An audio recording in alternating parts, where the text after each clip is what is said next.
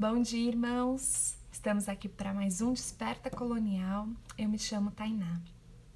Na compra de um imóvel, existe a opção também do financiamento de leasing, como se os pagamentos em que você faz, eles servem como aluguel. Caso decida então ficar com o bem, esses pagamentos eles são utilizados para amortizar a dívida, mudando então assim o seu status de compra. Entendendo esse exemplo, nós conseguimos compreender o que Paulo está dizendo no capítulo 4 de Romanos. Então, abra comigo em Romanos 4, nós vamos ler do versículo 1 ao versículo 8. Romanos 4, 1 ao 8 diz assim: Que pois diremos ter alcançado Abraão, nosso pai, segundo a carne? Porque se Abraão foi justificado por obras, tem de que se gloriar, porém não diante de Deus. Pois que diz a Escritura? Abraão creu em Deus, e isso lhe foi imputado para a justiça. Ora, ao que trabalha, o salário não é considerado como favor, e sim como dívida.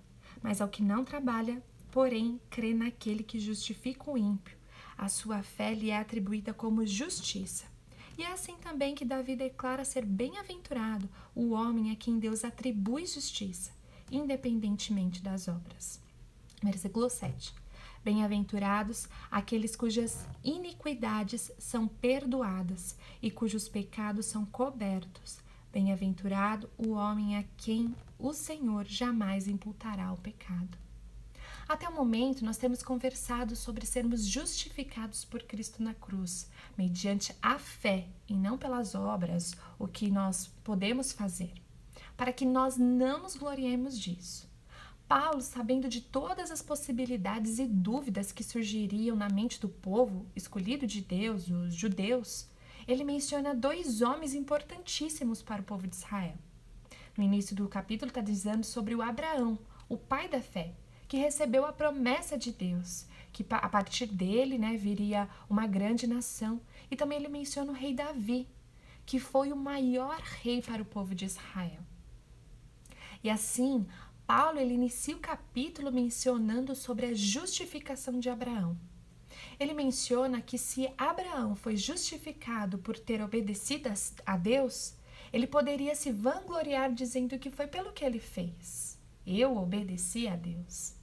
Mas como nós já mencionamos, que não é pelo que nós fazemos, não há motivos então para nos gloriarmos disso. A justiça foi imputada a Abraão, porque ele creu em Deus.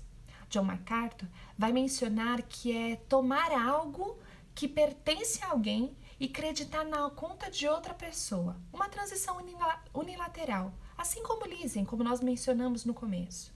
Olha só que interessante o que Paulo menciona nos versículos 4 e no versículo 5. Ao que trabalha, o salário não é considerado como favor, e sim como uma dívida. Mas ao que não trabalha, porém, crê naquele que justifica o ímpio. A sua fé lhe é atribuído como justiça. Isso nos mostra que o ato legal de declarar um homem justo é feito sem obra humana. Se a salvação fosse segundo o nosso próprio esforço, ele menciona que a salvação seria como uma dívida. Inclusive, o salário é um pagamento do seu esforço. O seu empregador, ele tem uma dívida com você todo mês. Ele é obrigado a te pagar.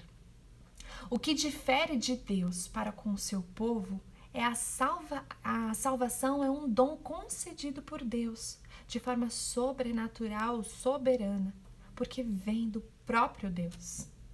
Abraão, ele não era justo. Nós não éramos justos, mas Deus, ele justifica o ímpio. E ele também nos justificou. E é nisso que nós precisamos confiar. E foi nisso que Abraão confiou. Não confiar em nossa própria confiança, mas uma transferência de confiança. Depositar essa confiança em Deus. Não é simplesmente crer que Deus existe ou simplesmente crer que Ele nos salva, mas crer em um Deus que prometeu um único caminho da salvação. E esse caminho é dado por Ele, pela graça. Paulo repete diversas vezes esse assunto, porque ainda assim temos a dificuldade de entender essa justiça imputada a nós, concedida como um dom de Deus. No versículo 6, Paulo menciona Davi. Assim também que Davi declara. Davi tinha vários motivos para poder se vangloriar. Era rei, possuía terras, trouxe paz com a Arca da Aliança a Jerusalém, mas também tinha sua condição de pecador. Ele era adúltero, ele foi assassino.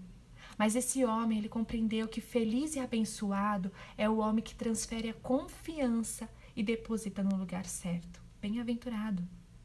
Nos versículos 8 e versículo 7 e 8, mostra que Davi sabia que ele era pecador, mas ainda assim considera bem-aventurado, que quer dizer feliz e abençoado, porque é um homem em que o Senhor jamais imputará o pecado. Ou seja, mesmo que você peque, o seu pecado não te condena, não muda quem você é, porque você é filho de Deus.